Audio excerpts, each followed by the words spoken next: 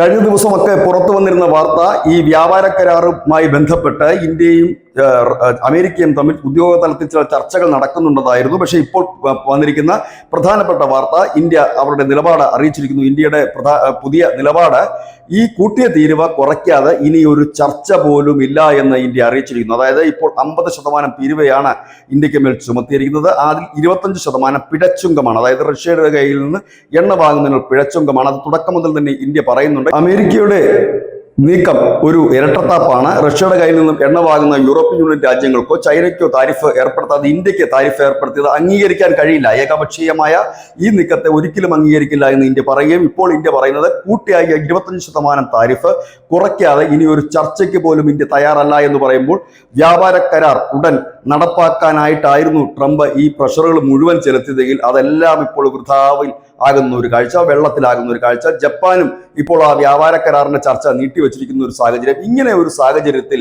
ഇനി എന്ത് എന്നുള്ളൊരു ചോദ്യം വരുന്നു. ഏതായാലും ഇന്ത്യയുടെ നിലപാട് വ്യക്തമാക്കി കഴിഞ്ഞു. കൂട്ടിയ താരിഫ് കുറയ്ക്കാതെ ഇനി ഒരു ചർച്ച പോലും ഇല്ല എന്ന് പറയുമ്പോൾ വ്യാപാര കരാറ് ഈ അടുത്ത കാലത്തൊന്നും യാഥാർത്ഥ്യമാകാനുള്ള യാതൊരു ലക്ഷണവും കാണിക്കുന്നില്ല.